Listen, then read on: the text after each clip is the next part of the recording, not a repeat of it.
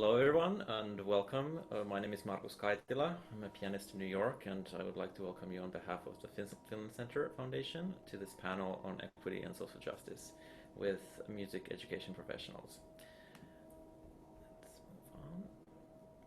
Our topic today is weaving equity and social justice in music education in times of social crisis, and we will be on for about an hour and 15 minutes.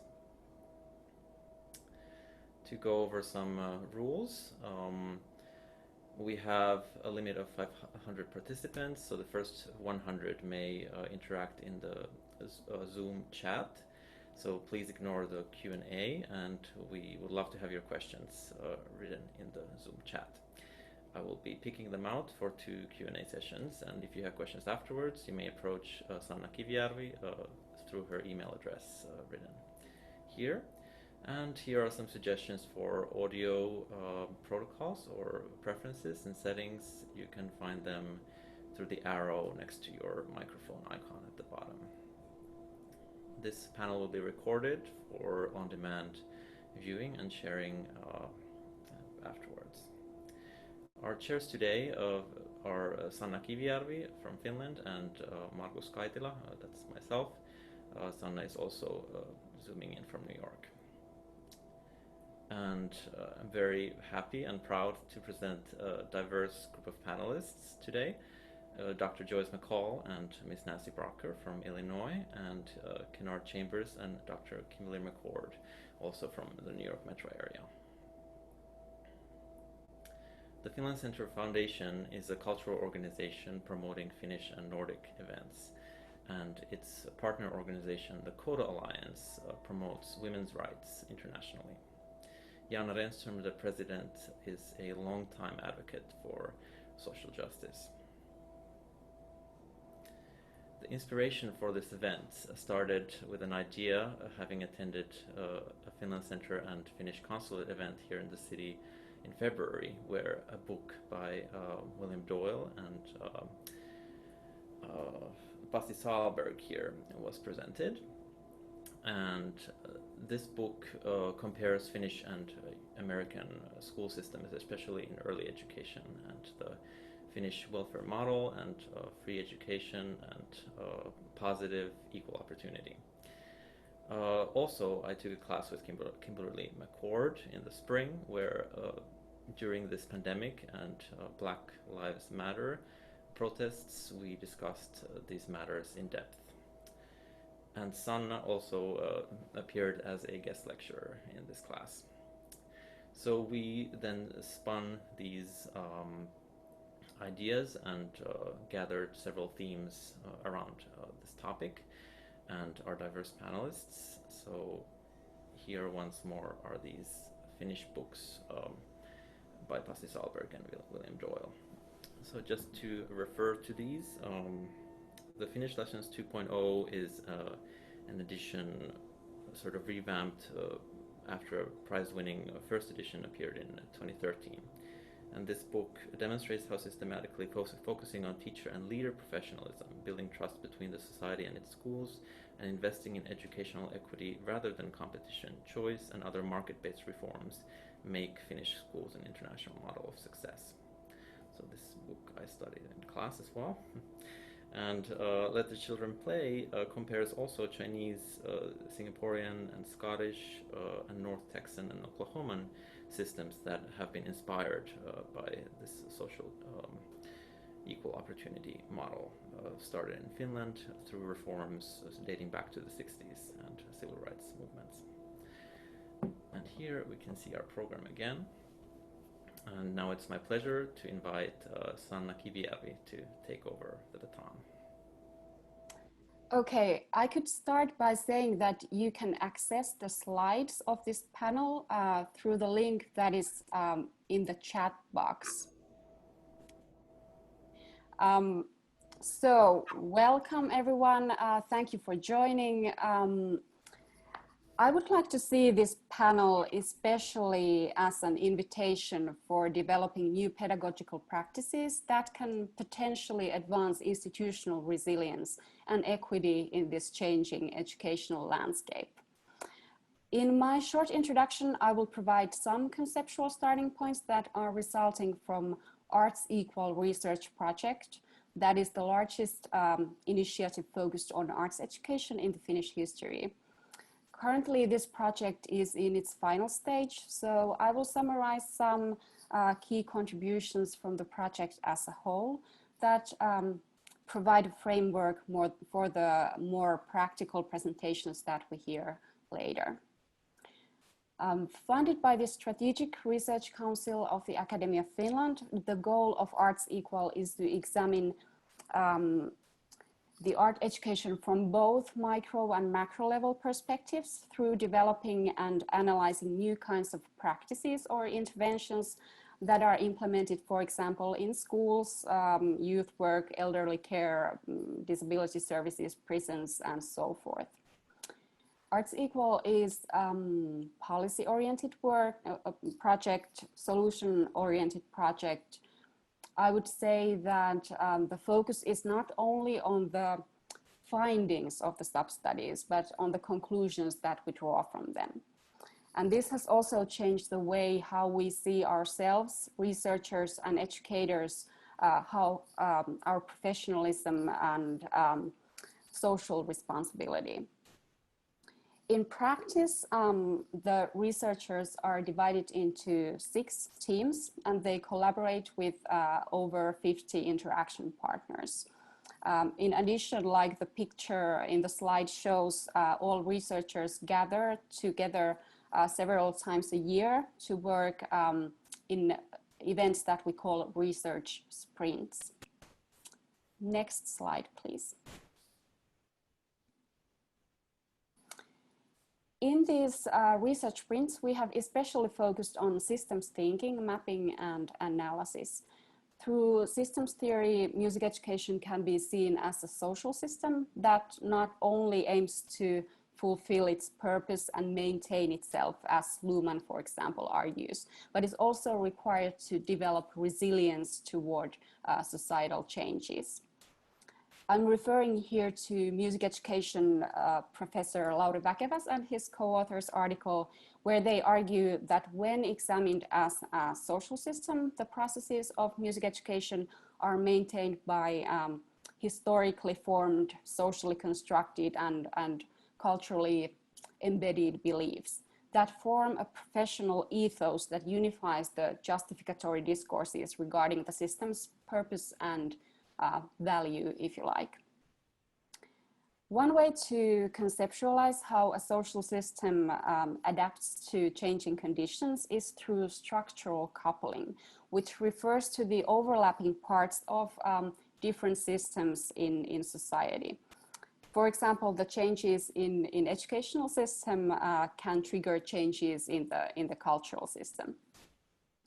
The system's perspective can also direct our attention to differing expectations on equity.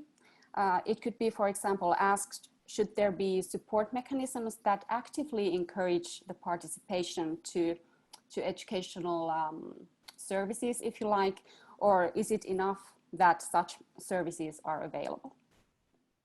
Next slide, please. So one way to advance resilience and structural coupling could be through reconceptualizing the foundations of music educators' professionalism, as suggested by Heidi Westerlund and Helena Gond, who call for a professional social epistemology and the return of moral questions in music education. In terms of expanding professionalism, being a music educator would entail competencies that are not strictly tied to any predetermined skills or aims or repertoires, but rather rely on understanding of the societal challenges and the experiences of students. This notion also invites to boundary crossing across professional silos, which aligns with the idea of structural coupling. Next slide, please.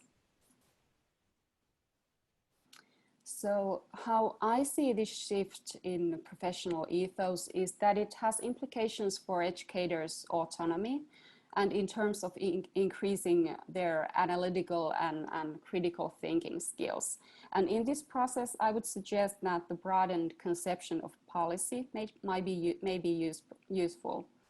So the notion of policy as practice aims to demystify policy and refers to it as a day-to-day practice that exists, for example, in the selection mechanisms of students or teachers, assessment procedures, the language we use, and so forth. It could be argued that institutional scripts, the conventions, routines, established narratives in the school life and other learning environments are policy and part of the professional ethos. And that policy is the gatekeeping procedure for developing institutional resilience and for developing educational institutions in general. So before we move to the next part of the panel, I'd like to highlight a forthcoming book, Difference and Division in Music Education, where former Arts Equal scholar Alexis Kallio and other authors examine how fear and hate manifest in music education and what educators can do about it. So these are the conceptual starting points that I wanted to highlight, and that stem from the most recent music education research in Finland.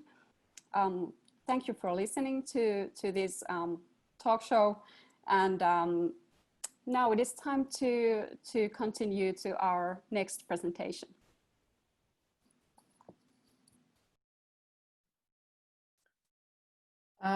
So hello, everybody. Thanks for attending, and to the Finland Center, thank you for having us.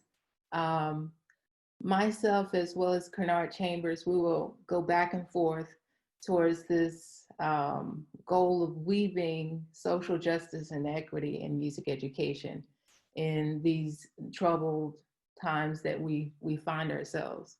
One of our goals with our presentation, especially in our talks, by just talking about our experiences, either as music educator or music student or a bystander of music education, we begin to speak on how racism itself or other, I guess, troubling constructs and realities are weaved meticulously and strategically throughout societal structures. And racism doesn't just exist through these symbols, and particularly here in America, most people, well, I shouldn't say most people, some people tend to equate racism with symbols and rather than institutional or structural. So in our back and forth, in our commentary, we will share experiences and try to connect those things back with our slides and back to this goal and objective of weaving social justice and equity. So our first slide is, now you see me, now you don't. The illusion of equity in music education. And perhaps hopefully that slide is pretty clear of our intent here to highlight how music education appears to some as being equitable and socially just, but to others it is not. So I'm gonna pass this on to Kenard, and he's gonna share a bit of his experiences as student and moving towards his master's degree. Hi, everyone. My name is Kenard Chambers. I'm a 2020 graduate from Music Education Department at NYU. My research topic, which was Say It Loud, Exploring the Perspectives of African American Music Educators in Higher Ed, was born out of a desire to understand why I did not see African American representation amongst my peers and also amongst faculty while in attendance. In my work, 3 professors gave their accounts on the role of African American educators as mentors, as well as their perspectives on issues surrounding professional legitimacy and perceptual division amongst their institutions' minority and non-minority populations. Their stories, along with existing research, suggested a future within music ed that potentially awaits me. and any other African-American student who wants to become a professor. A future that is a territory that faculty of color too often experiences uninviting and unaccommodating and unappealing. In my study, each professor stressed the importance of having a mentor of the same race, for example, and how influential it was for them. And also the role that it plays in keeping African-American students interested in majoring in music education. So having role models to leverage, strengthening students' sense of community within an institution, and professional development opportunities were all cited as reasonings in my study as to why having faculty of color and in these institutions is important. However, those resources are not available in the same way for many Black students. And a lot of things have to do with that. Students coming from families from different varying economic statuses and school systems that they come from that may have been underserving them from primary education all the way up to college level. I myself, being a product of the Chicago public school system, I did not have resources such as mentors, and I did not come into my music education in the same way as a lot of the students did in other schools surrounding the public schools in Chicago, so suburban schools and schools throughout the state. Students in private schools and suburban public schools begin their music education as early as kindergarten. I did not begin sufficiently studying music until I was in the 10th grade. And I played trumpet in beginning band and also participated in choir. Coming into music education as a high school sophomore kind of created a disadvantage for my peers and I, as we were not practicing music as proficiently as the rest of the students in the state at that time. And that carried a number of implications on us, as well as for those of us that wanted to pursue music beyond high school and wanted to have it as a college major.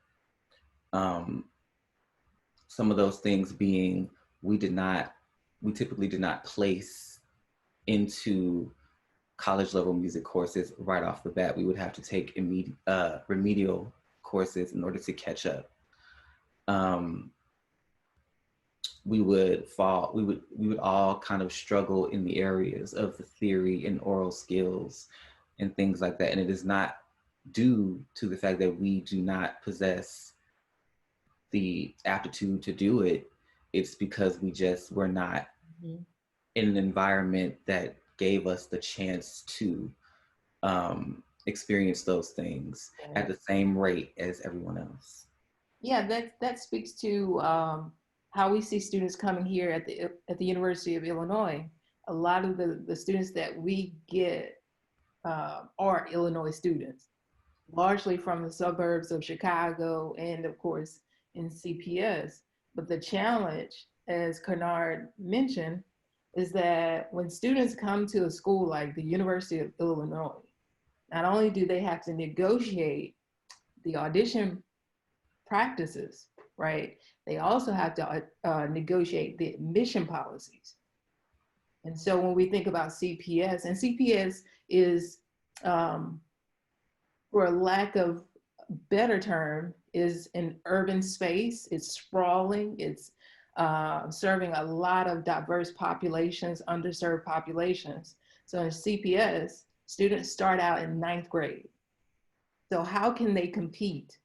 How can they compete for scholarships? How can they compete for space? How can they compete for even belonging when the structures themselves have been set in a way that says to them in so many ways that if you don't have these specific types of capital and information and skill set, you don't belong.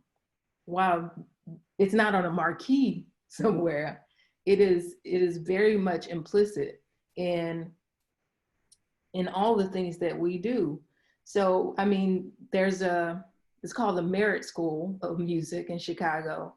And that's a particular organization set up to fill the gap for CPS students who don't have the same luxury and privileges like kids from suburbs of Chicago. And majority of those kiddos, young men and women, are mostly white students who come from middle to upper class.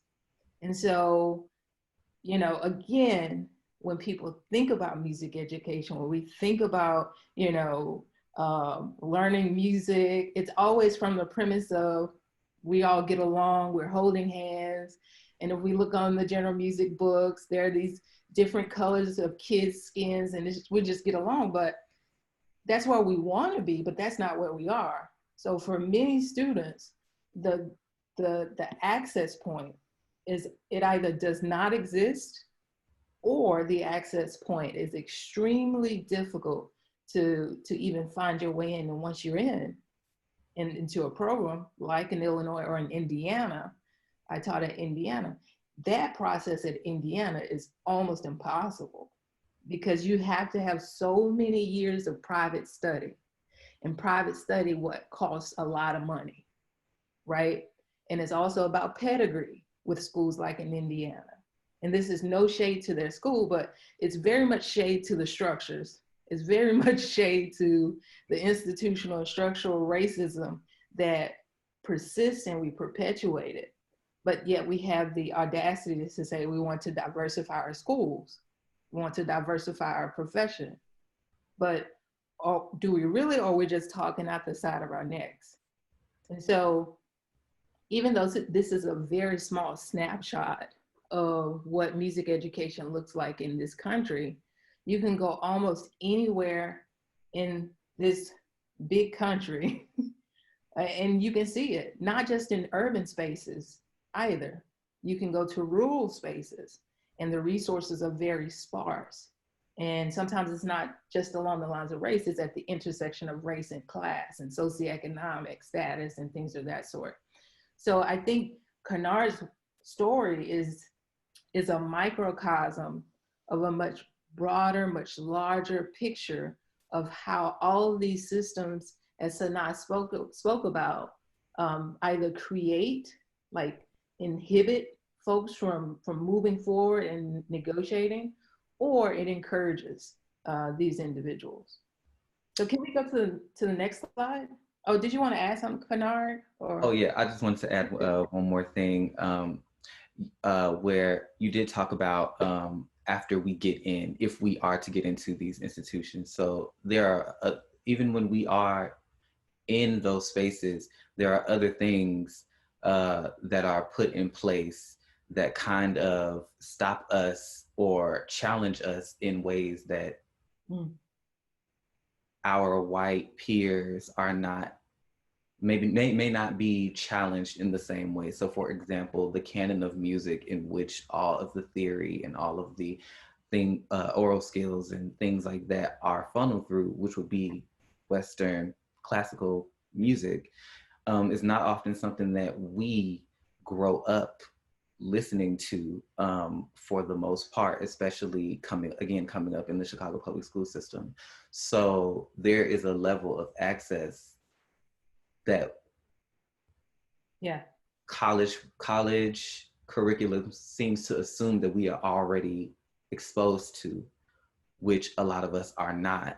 And so once we get past the application, if we get into the institution, we then have to face the challenge of making it through. And then we can go to the next slide, but that's all. Yeah, so I guess sort of trying to create a segue into the next slide and the next portion of our contribution to this talk today.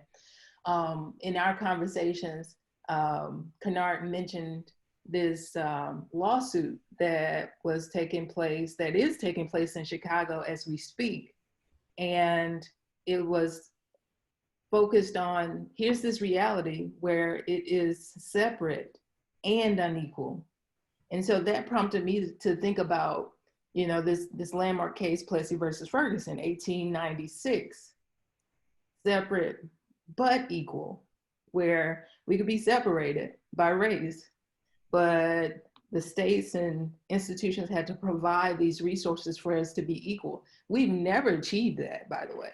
We're in 2000, we have never achieved being separate but equal. And then we had Brown versus Board of Education, where many educators, let's be honest, was cited as a successful thing that, you know, countered Plessy versus Ferguson and overturned that by saying separate but equal is unconstitutional. But yet today we have schools that are being resegregated, and it is this sequel. I mean, you can go to New Orleans, check those charter schools. New Orleans is majority charter schools.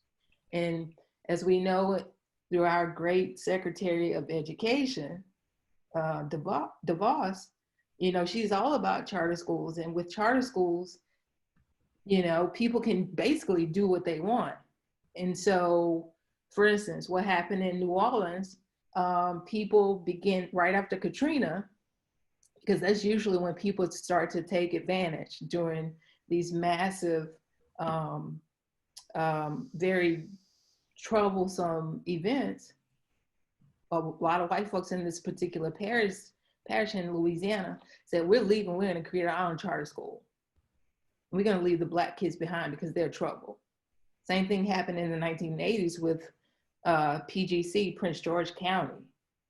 And so I don't think we've gotten better. I think individually, like individual people, individual groups, but as a collective, we have not moved in a way where we stay focused on this goal of this, I call it a social contract, you know, Plessy versus Ferguson, Brown versus Board of Education.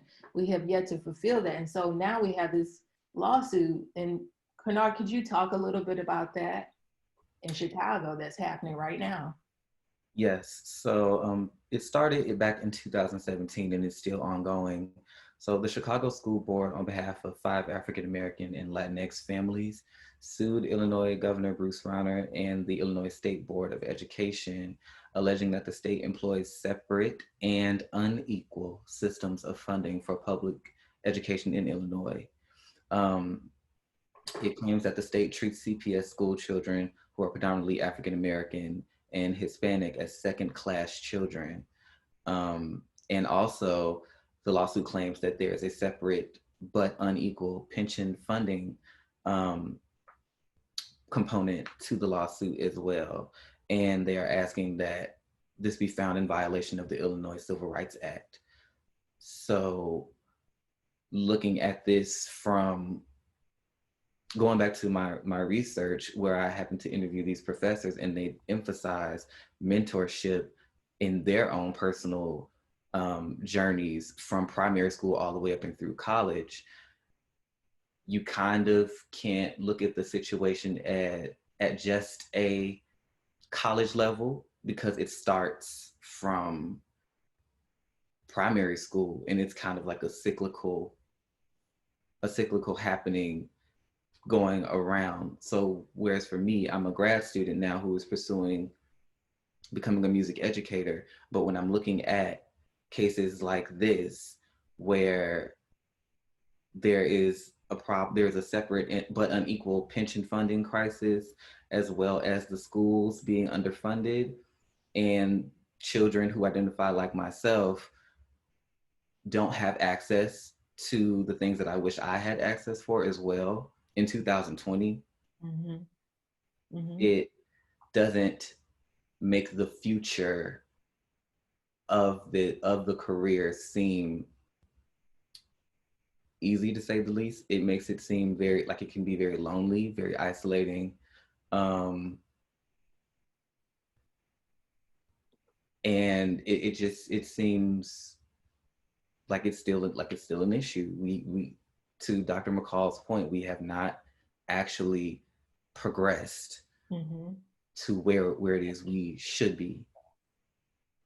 Yeah, absolutely. It's I mean, I just recently, it took me forever to get the the demographic data from NASM. You know, because we all know that, well, maybe not all of us, But for those of us who are in the know, we know that it is extremely hard to access that data if you are not an administrator of a NASM school, which is National Association for Schools of Music. It's a national accrediting agency. And so from 1989 to almost now, if we look at just Black students, the growth that has happened since 1989 has been 2%. Then we look at Black faculty in these schools of music, 0% growth.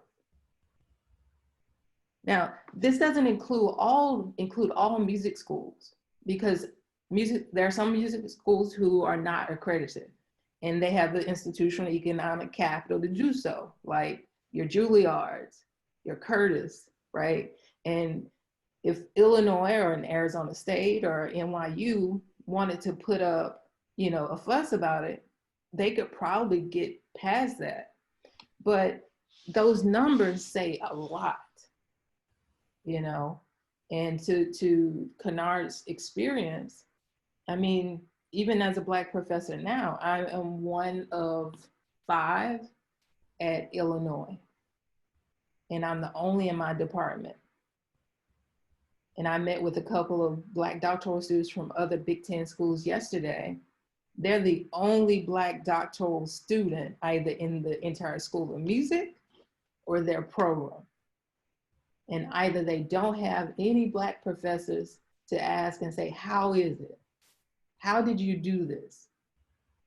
So there's no sort of support. But however, our white colleagues, it's already there. It's been there, the structure, the support, the mentoring. And it makes a lot of students say, well, I don't want to do that. I don't want to pursue music. There were 3 undergraduates here from CPS through merit school, incredible musicians, incredible students, all 3 Black. And when they asked me about my experience, and I'm a very honest person, they said, well, you know what? I think I'm going to stop at this degree. So it's like, well, what are we doing? Why are we here? And I think Carla Aguilar posed a question in the chat asking, well, what can institutions do about the music making and the experiences? One, we need to really confront how all of these things present themselves in our programs and really confront it and not just write papers about it. I think we write a lot of papers, but don't respond. So I think this speaks monuments, and it's not just Black students. There are Chicano students, there are Asian students, there are Native American students, there are students who are first-generation Americans. And we all have cultural capital, but for some reason, and we know that reason, only Western art music, European music is elevated in a way that other musics are not. Mm-hmm. Right? Yep. Can we go to the last slide? So, the moment that we find ourselves, for many of us, we've been in this moment for quite some time.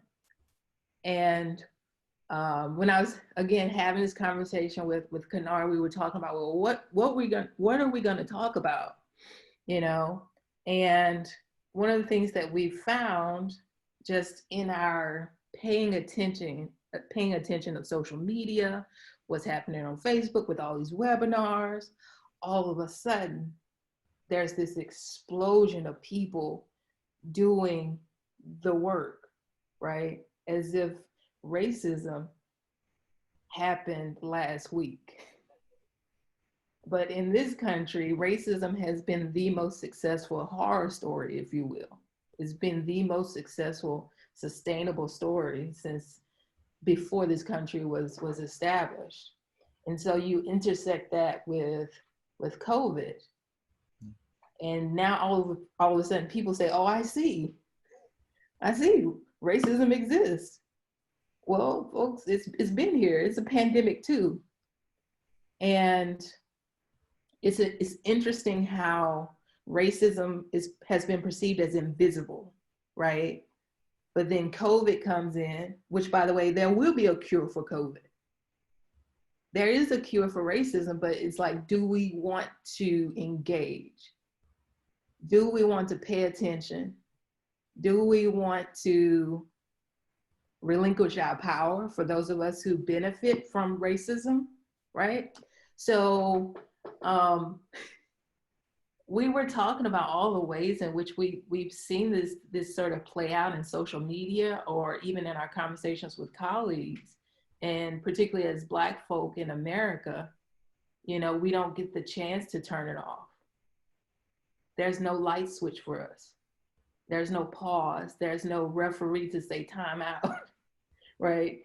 You know, we sleep in it, we live it, we breathe it, not because we choose it. It is because it's there. So we have to negotiate the world as is. And there is a way through that, through something like weaving equity, social justice. But there's an issue of being committed, active listening, confronting, doing more robust work, like anti-racist work, rather than saying, oh, it's just racism, right? So I wonder, Kenard, could you sort of share your thoughts about this intersection of racism and COVID? So one of the really interesting things that we talked about was the fact that we are now in the midst of the pandemic, COVID, and schools are reopening. And looking at the data of what is happening with COVID, the people who are being most affected at higher rates of being hospitalized and at higher rates of dying are Black and brown people. And yet we are reopening the schools and we're sending the children and the faculty back into these school buildings. And in many ways, that is violence, and that is, it's just further perpetuating racism at the same time, because another thing that kind of ties in our whole entire presentation is that while we are trying to gain access to higher education within music, having gone through not having accurate resources from primary school to secondary school and things like that, we also have to deal with how the world sees us. So for myself, going through college, trying to major in voice, which is what my bachelor's degree is in voice performance, but at the same time having to come out of school and witness the murders of Sandra Bland, Eric Gardner, having to be in grad school and witness things like Philando Castile. It's just you find it hard. It's hard, like Dr. McCall said, we don't, it's not something that just happens in the institutions. We don't get a chance, we don't get to opt out of it. We have to wake up with this reality, go to sleep with this reality. We have to study with this reality. We have to try to dare to achieve in this reality. And it's very difficult. So just as Dr. McCall said, there's already been a pandemic going on before COVID actually happened. But COVID has seemed to exacerbate things even further. Mm-hmm. Yeah, it's interesting. One of the things that we're trying to push here at Illinois, and like many schools, when the tragic events that led up to George Floyd's murder, including Breonna Taylor, Ahmaud Arbery, and the gentleman who was almost hung by a group of white supremacists in Indiana, it's what we're trying to do here is it's reactive. It's always in a reaction. It's never been this proactive sort of intent or agenda. It's always been reactive. So we're always late, right? And the trauma has already taken place. The racial injuries have been committed, but nobody is named with, in relation to those racial injuries. So one of the things that I suggest, the very things that we have took great stride to push into the shadows and to marginalize, and then to keep those things in the shadows, like jazz, like hip hop, gospel music. And by the way, all of those things are brought out of the shadows out of convenience, not because we are trying to center them alongside of Western music or music that represent a large body of white folk, but we have to go to those places, pull those into the center, and pay attention to those cultural artifacts. If it's Thelonious Monk, there's a lot we can learn from Thelonious Monk, not just his music, but his intent to welcome different musicians to the bandstand. Mm-hmm. Nobody played like Monk who played with him. That was an intention. So what does that suggest for us as music education? To welcome in different perspectives, different cultures, and to leave ego at the door. And I think that's part of it too. But we have to pay attention to the music, because and that's what's interesting about music education, I'm finding. We do a lot of writing as academics, but in this country, it's like you either write or you make music. It's almost like you can't do both. But if we paid attention to the music, especially jazz, because it's one of the most democratic forms of music making, we would be able to understand racism in a way that we had not before. But because we have labeled this music, jazz, hip hop, gospel, R&B, as Black music, or, decades before, colored music, it's like, well, but that's where you're going to find your answers. But it's so incredible that we don't explore the very things that we put out into pasture or into the margins. And I'm sure this happens in other countries, Brazil, in Africa, South Africa.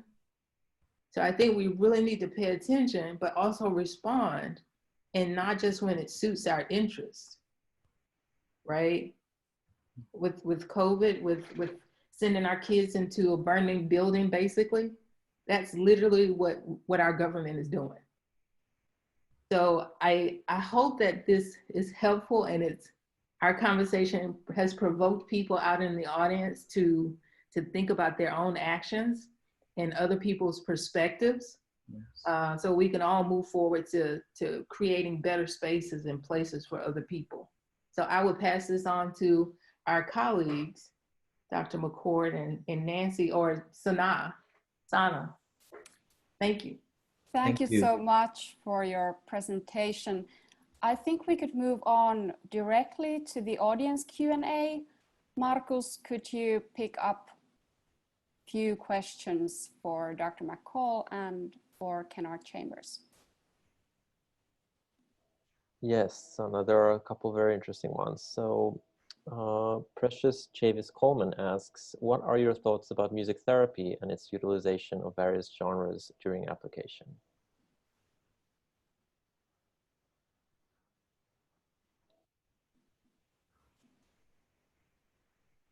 Dr. McCall, you're on mute. Yes, I think that connects with the issues that I was talking in the beginning about exceeding the professional silos between music education and other areas, other professional areas related to music, for example.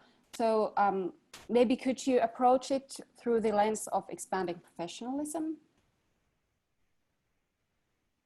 Sure. So I'm a graduate of Arizona State University. And one of the things that always just blew my mind, even now that I'm 5 years out of it, is this idea of collaboration and pushing against boundaries, always reaching out.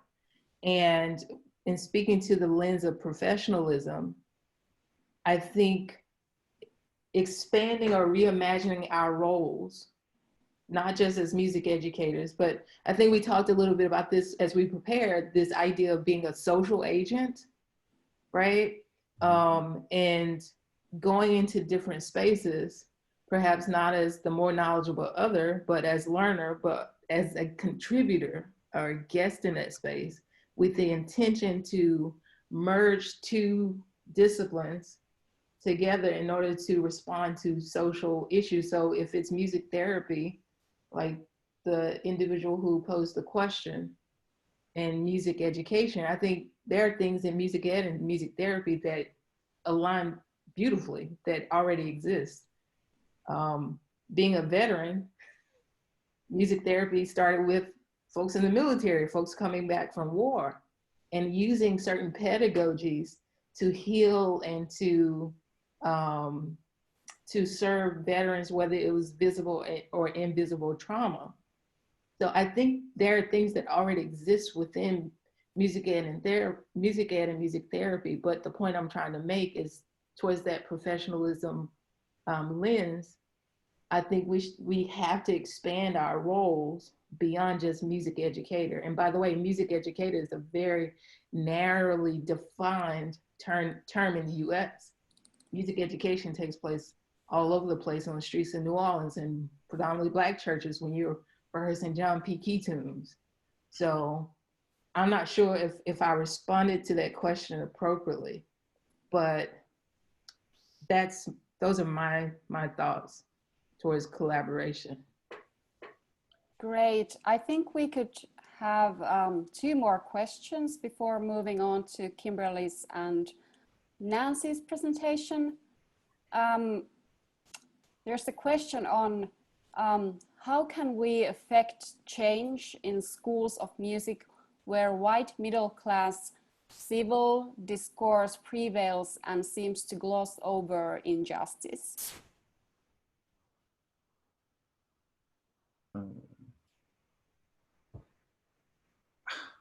Your thoughts, Kenard? It's such a multi-layered question. It seems easy. It goes as easily as to say,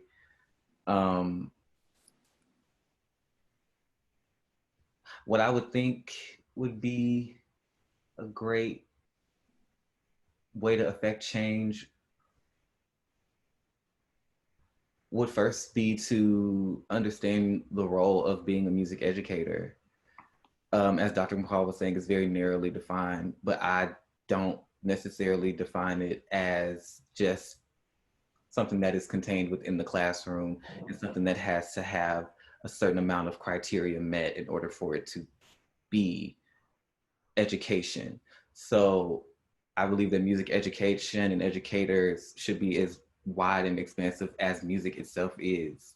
So when civil discourse prevails and it glosses over injustice, we need to have more people in the space that confront that just by their presence being there. And also taking it a step further, bringing in people from being inclusive, not just diverse. So having people in the room, that's one thing, but including them in the conversation, letting them actually shape and frame those conversations is actually how you affect change. Basically bring people into the room and then kind of sort of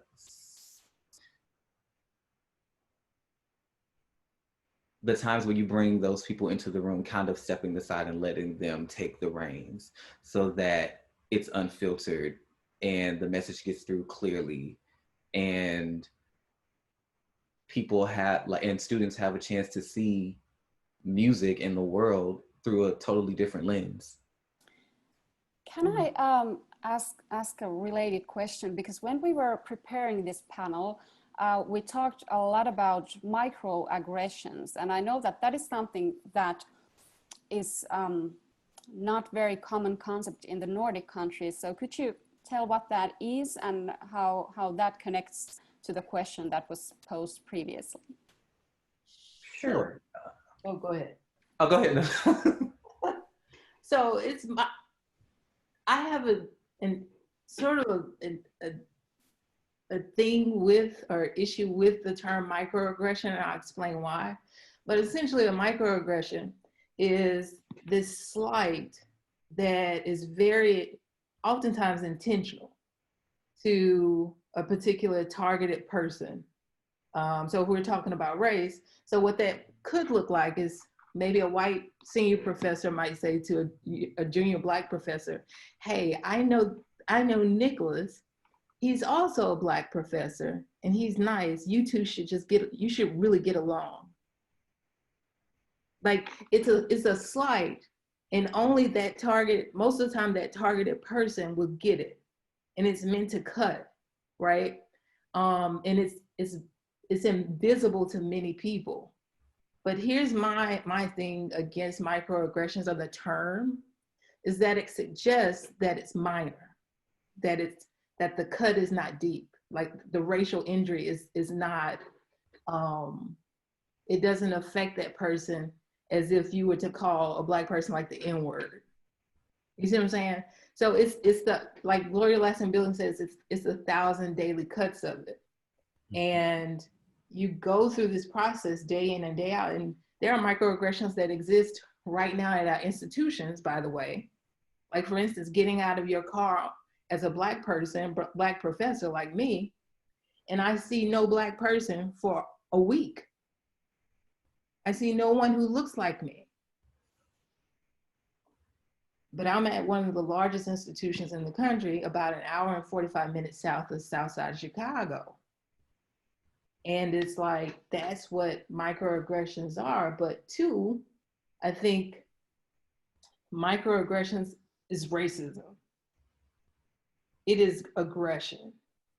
And it's this sneaky way of trying to, stick it to that person. Sometimes microaggressions too are not intentional because it's unconscious bias. But that's not to give people an exempt or a pass either, because you need to confront your own biases and your dispositions. Does that make sense? Yes, thank you so much. I think we need to move on to Dr. McCord's and Nancy's presentation now, but we will have another Q&A section at the end. So we will go through all of the questions that have been posted in the chat. So. Wow. I don't even know what to say. I have to really think. This has been very powerful, and I thank you both for speaking honestly and speaking the truth, and we appreciate it. So Nancy and I are going to discuss disability and thinking about inequalities. They still exist in music education for students with disabilities. It's not uncommon as a university supervisor to go visit a student teacher and see in the corner the student in the wheelchair with the little jingle bells around their hand, and they sit there the whole time, and that's what they're supposed to do for music. Nobody wants to play those, maybe at Christmas time, but it's an instrument that's, not a real instrument. It's kind of a drag. So the inequalities have improved in the past 30 or 40 years, but they're still there. And I think what's helped is science has shifted from the medical model to rehabilitation and then to the social model. In the United States, we're still kind of trying to catch up to the social model, but that's where we're headed.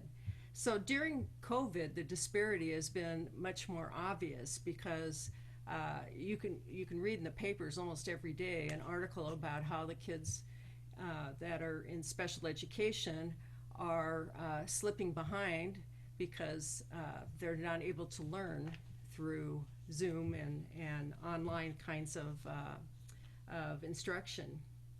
So for the most part, online teaching has not worked for our students with disabilities because they need specific kinds of supports and adaptations that aren't available. So Nancy and I both have connections to Finland. Nancy had a Fulbright. She studied at the Resinari Music Center in Helsinki for a year, and I was inspired by her excitement about what she saw there, and I went for a few days the year later. So we're going to talk about our experiences teaching, and some of the things that we talk about are ideas that we saw when we were in Finland that we've incorporated into our teaching. Next slide, please, Markus. So I teach, one of the courses that I like to teach is special music education, and I've taught that at 4 universities now. And I prefer, being from Illinois State University, which has a PK through 12 lab school, I prefer that all students in a music ed course, at the same time they're in my course, they're teaching the students that we're learning about. So we have clinical attached to it, and this course that I teach here in Connecticut is at the University of Bridgeport, and these are students that that are teaching teenagers and young adults how to play rock band instruments, and we call it Music Jam.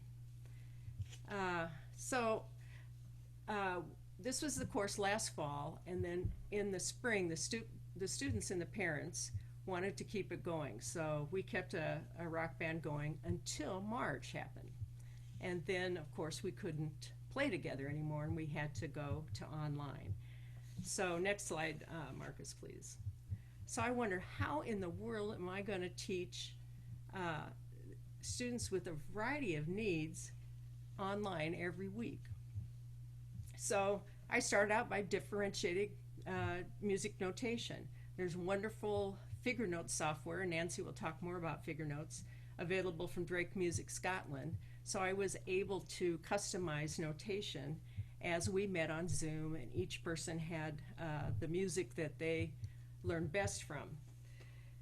We learned songs that each band member chose, and we used an app called Acapella that really didn't work very well, but we tried to put our songs together and be a band, at least virtually.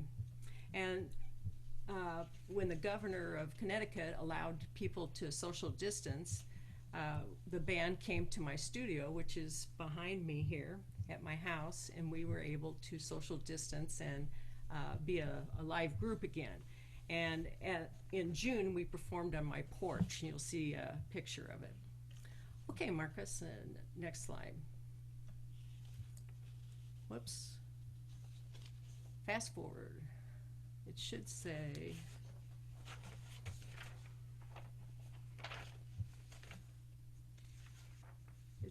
Teaching Ariana. There you go. So this is Ariana. Ariana was in the band, and I was spending several hours with her a week. She's a highly gifted 19-year-old with autism and bipolar disorder. She introduces herself that way. Hi, my name's Ariana, and I have autism and bipolar disorder. It's important for her to acknowledge that, and to she feels like people wonder about her because sometimes her behaviors are unusual, so she tries to put it right up front, and she's very straightforward about that. She's a very talented musician. She also composes. She's currently writing a musical. She's interested in anime, and so the musical is all about anime. So I pick her up at her house, and I bring her to my studio back here, and we just kind of spend the whole afternoon learning whatever she wants. We might play instruments, we learn about music theory, we listen to music, and we record her singing. Next slide, please, Markus. So another student of mine is Stephanie, and Stephanie is also 19 and is a jazz guitarist and a composer. I began teaching her when I was at Illinois State when she was 9 years old at the lab school. She now attends Columbia University. Okay, Markus. So the idea was Ariana would tell me when I'd suggest songs that maybe we should work on or she might want to sing, she'd say, no, that's not the kind of song I want to sing. I like Ariana Grande. Well, who's Ariana Grande?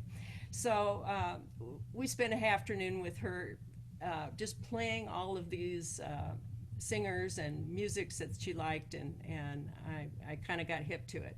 But I thought about it, and I thought, you know, she really needs some mentoring by somebody her own age that kind of gets her. And so I thought of Stephanie, who is home from New York, and she's in Bloomington, Illinois, And she agreed to Zoom with Ariana once a week. So they shared their songs. They liked each other's songwriting skills. And Stephanie, who is a really gifted musician and composer, really appreciated some of the skills that Ariana had. Perfect pitch, which isn't uncommon among people with autism. But she also has synesthesia, where you see colors for pitches. And something that's kind of unusual that I haven't run across, she also has tastes. So if she hears a pitch, there is a taste that she associates with the pitch. She has what I call perfect tempo. She can look at a metronome marking and just nail it without having a metronome. So she's kind of a perfectionist, and she can be a little difficult for other people in the band to work with, because she'll turn around and say, you're out of tune, you're slowing down, so forth. So anyway, the recording we tried to play for you at the beginning, which we're going to really try to get in at the end, is Isn't She Lovely? And it is Stephanie and Ariana collaborating. It's their last recording that they did. The next slide, please, Marcus. So this is on Monday, the Zoom that we did on Monday, and Ariana is working on her musical, and she's trying to figure out how she can alter this chord progression that she really likes for her musical. So Stephanie plays the chord progression, and she shows her some ideas. And I can kind of see on Ariana's face that she's not understanding it. So we figured out that it's Stephanie playing it on her guitar. So the tastes and the colors aren't right, because it's in a different, she's playing in a different octave. So Stephanie goes to the piano, and that helped a lot. So I'm learning from Ariana that I not only have to be culturally relevant, because she has a culture, this anime thing is part of her culture, but I also have to be neurodiversely relevant and aware. Okay, the next slide, Marcus. So it's hard for Ariana to give up control and to let Stephanie decide what song to do, or what kind of groove, or what kind of tempo, all that kind of stuff. And Stephanie's a nice person, and she'll go along. So I kind of talked to Stephanie ahead of time, and I said, I want you to pick 3 songs, and let's suggest them to Ariana and see if she'll do one of the songs you suggest for your next recording. And Stephanie did, and we listened to them before we Zoomed, and she liked one of them, but it's in Portuguese and a bossa nova, and she wasn't sure she could learn Portuguese. So that gave her an opportunity to kind of push for Ariana Grande songs. So we kind of encouraged her to think about other songs. So Stephanie just started going through tons and tons of songs, and she knew that Ariana likes Jacob Collier, so she mentioned Moon River. And Stephanie said, yeah, I like that song too. And I was just, it's like Moon River, that's like the 60s, Henry Mancini, how do you know about that? Well, anyway, so Stephanie explained that it's coming back now, it's really popular. So again, 19-year-olds know more than I do. So next slide, Marcus. So it was a big step for Ariana to say, yeah, I do that song. I like that song. And so Stephanie and I just at the same time started clapping for Ariana and just telling her how this is how you work as a musician. It's a collaborative thing. So to kind of sum things up, the next slide, Marcus, is what I've learned from her, but also all kinds of students that I've taught, particularly students with disabilities, is to consider the person first. And we talk about person first language, but also what the student wants to do. What song do they want to play? How do they want to sing? What instrument do they want to play, and how do they want to play it? If they want to play a guitar and lay it on their lap instead of holding it the traditional way, that's okay, you know, even though it's not the way some of us were taught to do it. So what can we do to facilitate access?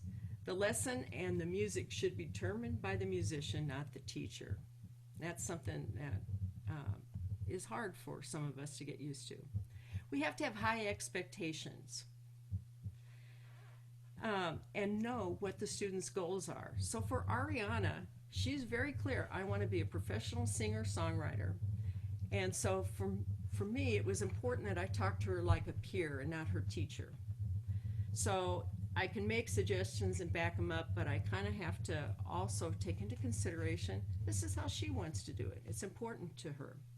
And so I've learned to value her culture and the impact of her own neurodiversity on how she is as a musician. So this anime thing was totally foreign to me. I had to learn about that. They've got a different kind of humor. I don't get their jokes. The music is sometimes a little different. They don't sing long songs, but they do experience a lot of despair. And so there's a range of emotions there, even though it's a different kind of range than what I'm used to. So this is a concept. The last thing is something that I learned in Finland. Student versus musician. All people are musicians. When someone refers to you as a musician rather than a student, even if you're in kindergarten, it sets up a different relationship, doesn't it? Now they are musicians, not studying to be musicians, but they are real musicians. So I'm trying to get rid of the word student and use the word musician. So there you go. And I'm going to turn it over to Nancy now to tell us about her story. So in sharing the different experiences and challenges that both Kim and I have had during the pandemic, I think it's important to explain really briefly how different our teaching situations were, because that kind of frames where we're coming from. So this is a photo of my school, Westfield Community School. It's in the far northwest suburbs of Chicago in Illinois.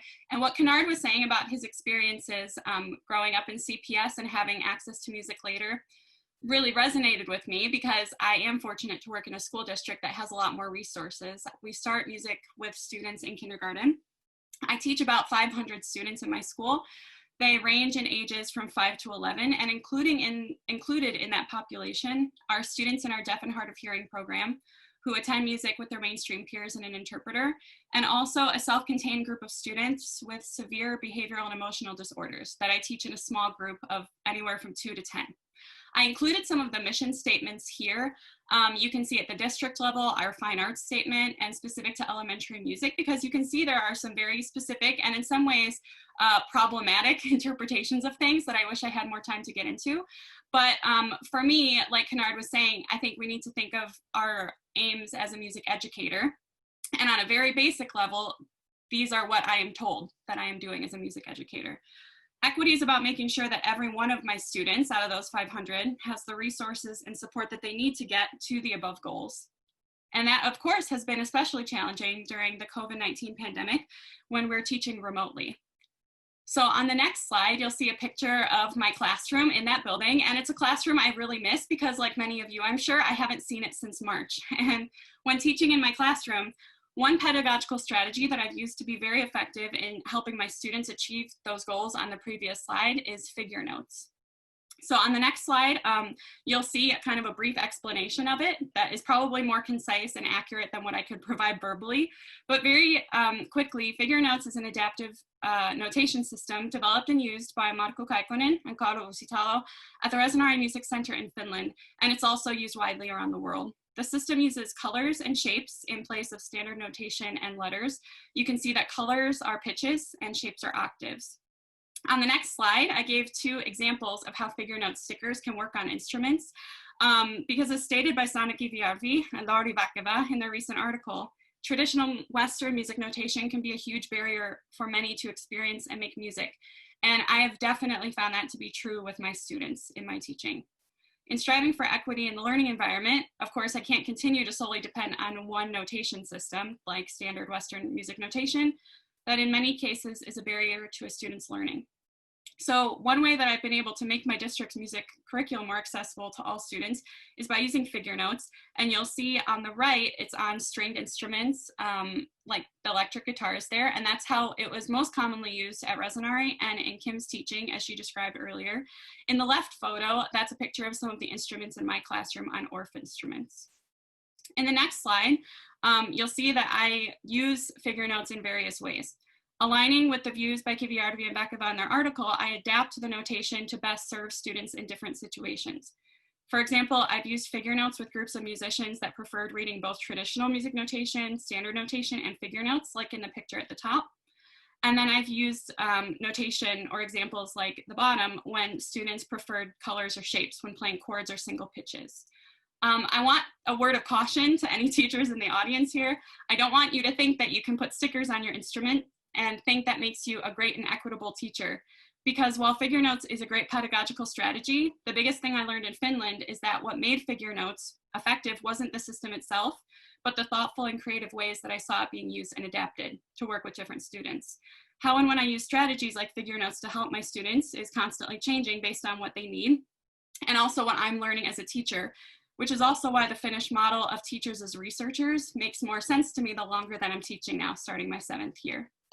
Connecting with Sanna's article on the applicability of figure notes, it's been a bit of a struggle for me as a teacher to determine the benefits and limitations of using figure notes during this remote teaching period. Because as much as you can see, as I use figure notes in my classroom on a daily basis, I've not used it while remote teaching because students don't all have access to pitch instruments at home. And even when they do, those instruments don't have stickers like the ones in my classroom. So figure notes is just one of the examples I wanted to give you of things that I've had to rethink during remote teaching. And here are briefly just a few more of the many. On the next slide, you'll see a screenshot of a video I made for my deaf and hard of hearing students. I quickly learned just a few weeks into remote teaching that captioning and interpreting live meetings like this for them was very difficult and ineffective.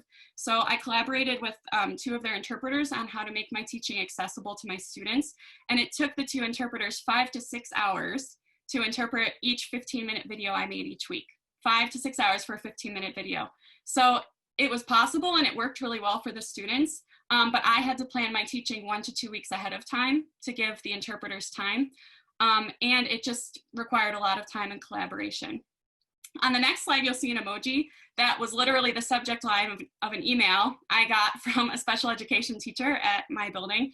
And she was really worried about balancing the workload for all of our IEP and 504 plan students. They were extremely overwhelmed with the new learning environment. And as teachers, we needed to be more flexible and realize that even when my students were turning in their assignments on time, a lot of them were still very overwhelmed with all the interventions and different things they needed. So I might need to check in with them more during remote learning than I normally would.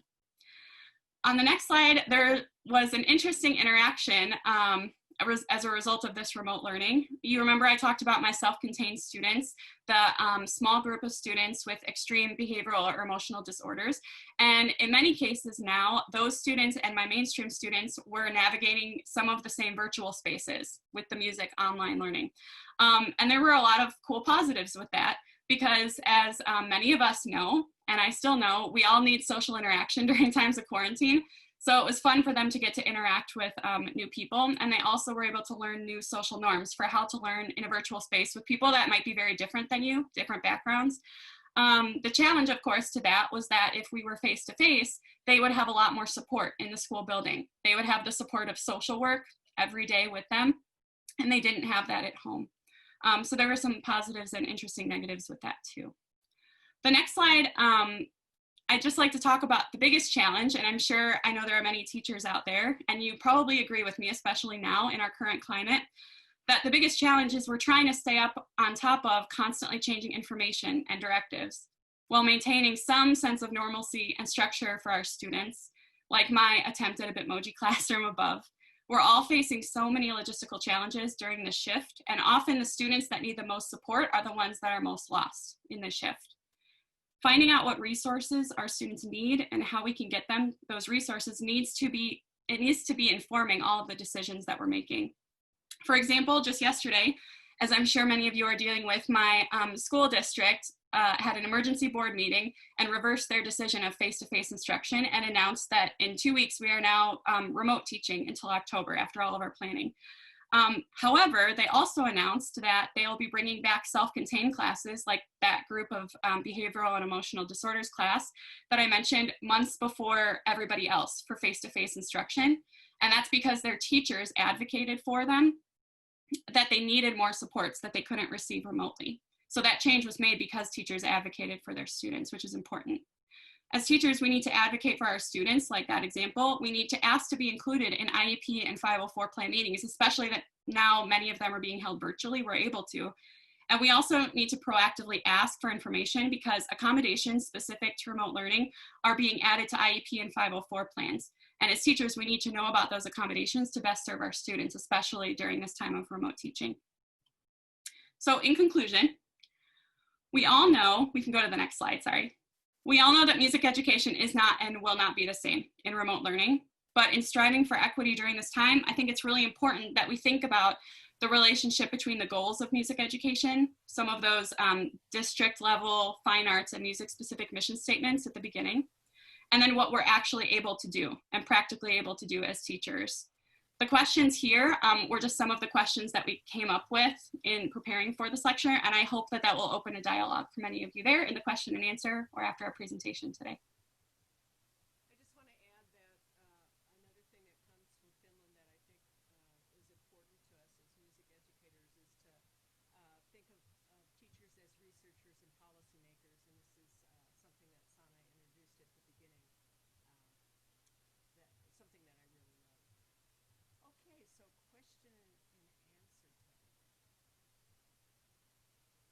Okay, so question and answer time. Okay, so Markus, could you move to the next slide? So here are some questions for the Q&A section, but for the audience members, please feel free to type in your own. We already have some for Dr. McCord and Nancy Brucker as well. Markus, could you pick up some questions, either for any of the panelists? Yes, so perhaps some unanswered angles from the first presentation. So sort of to bridge them together, the systemic and curricular and financial idea, what could be done perhaps also in earlier educational phases to attract and include more of the African-American heritage that's so prevalent in the States and others like Hispanic. I have an example from my undergrad at CUNY Queens College, Copeland School of Music, where a Latino student, a saxophone player, had to fight for 2 years to get a jazz ensemble set up as an official class. So things like that, like from a financial point of view as well, what could be done to promote?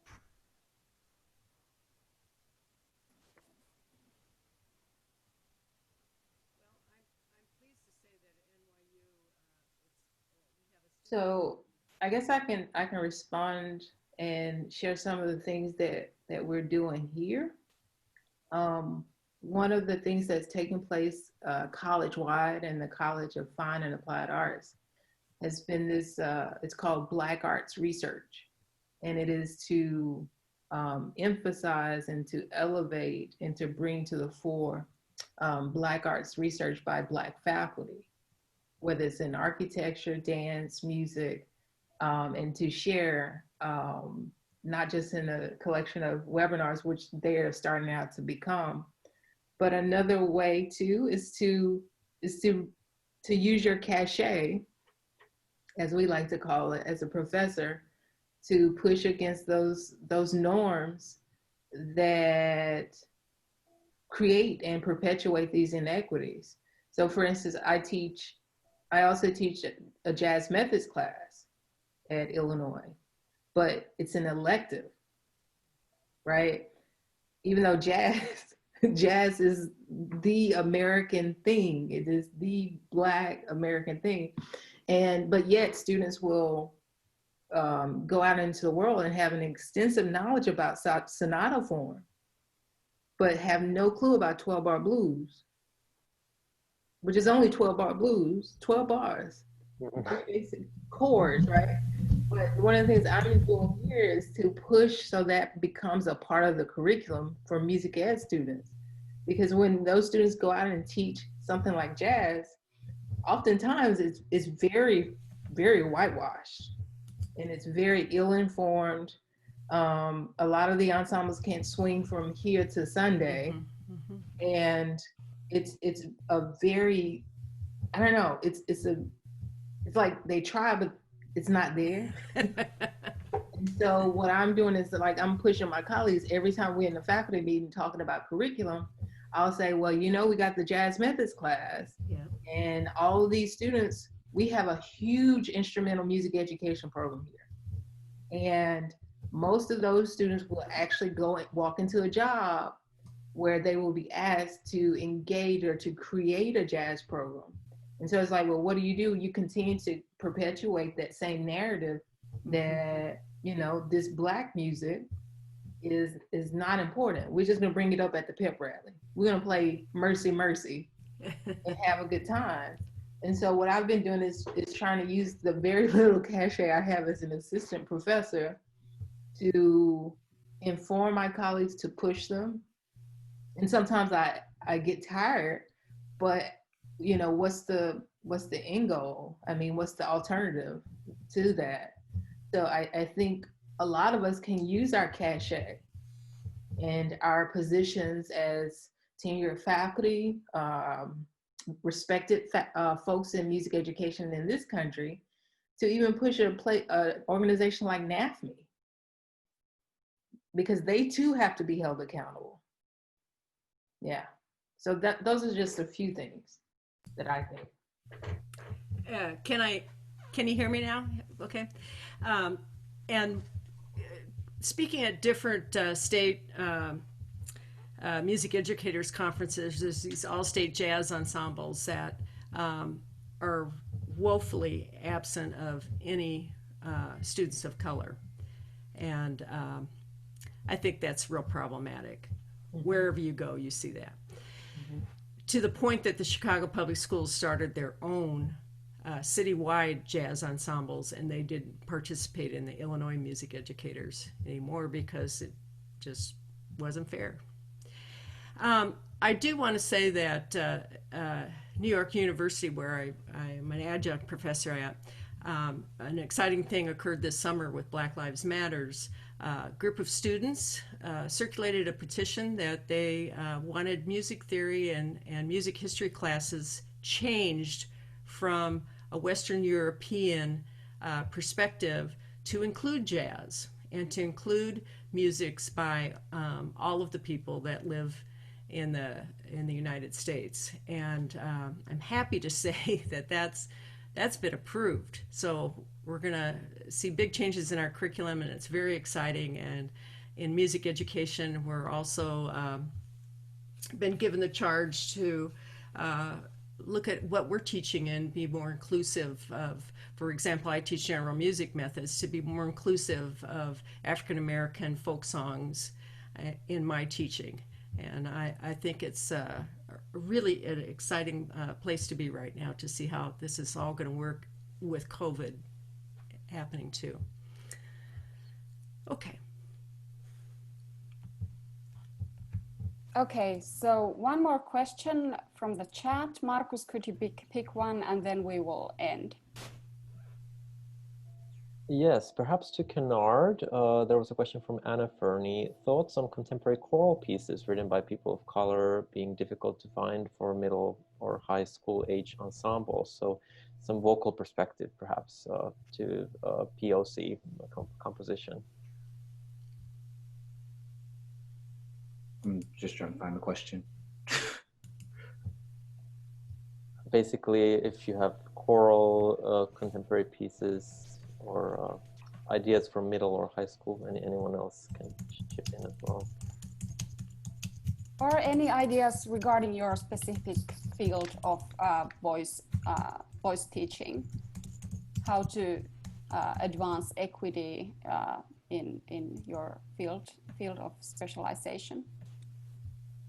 Sure. I think what Dr. McCord was saying, as far as like what's happening at NYU right now, Black students coming together to demand that theory and things like that be more inclusive of Black repertoire. Same thing applies to voice. In voice, we don't usually, well, in my experience, we don't usually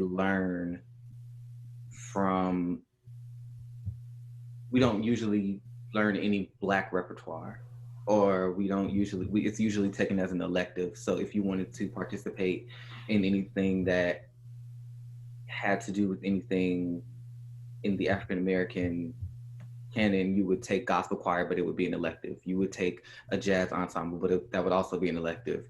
It would be those types of things. So kind of centering those things, taking them out of electives and making them more mandatory. There are materials out there, but I think it just boils down to the people who are in power to choose the materials that we study from, that the students study from,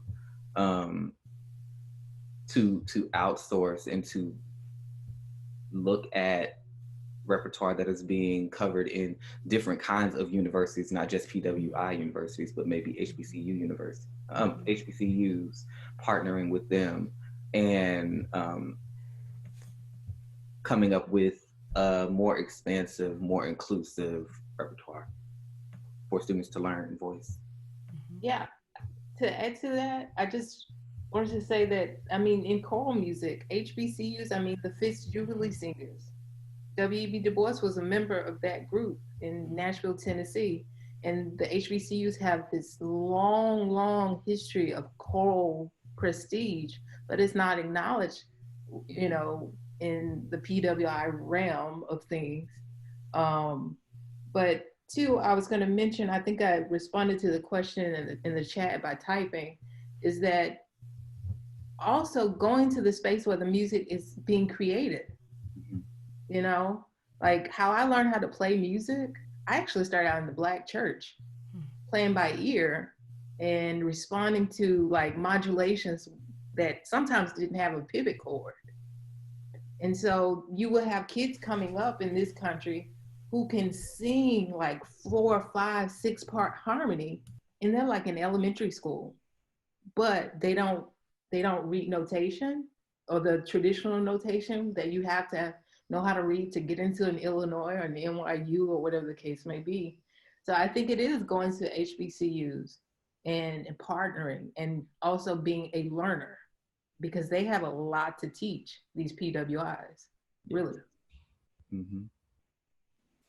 Okay, so thank you very much, our panelists, and for the audience members, we will type into the chat screen the link to the Google folder where are the slides, and also there's a recording of this panel coming up on the Finland Center Foundation's website.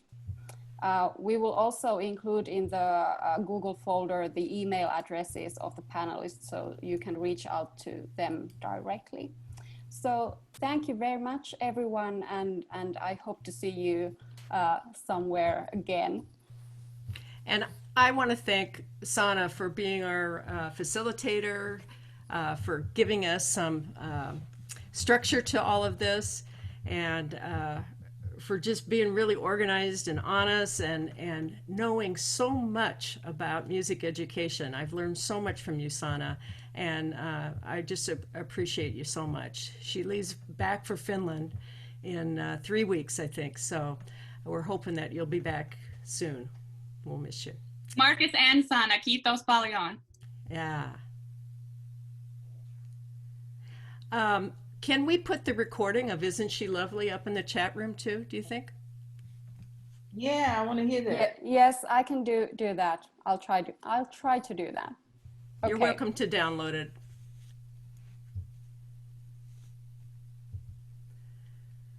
Well, thank you so much. I'm anxious to read some of the questions that went by here that I missed. We appreciate all of you coming and lending your thoughts to us so much. And the Finnish Center for hosting this. Thank you, Jana.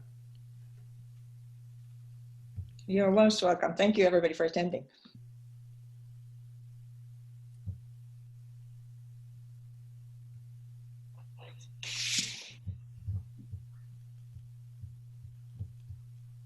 I see Amy Beagle just put up a link to African American female composers for chorus. Thanks, Amy.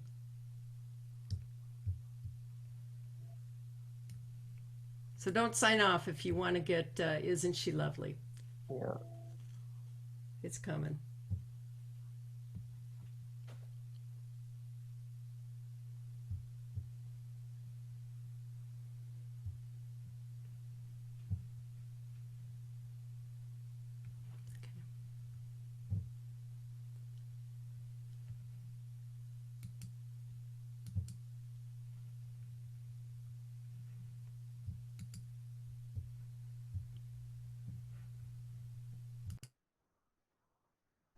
Isn't she lovely? Isn't she wonderful? Isn't she precious? Was the woman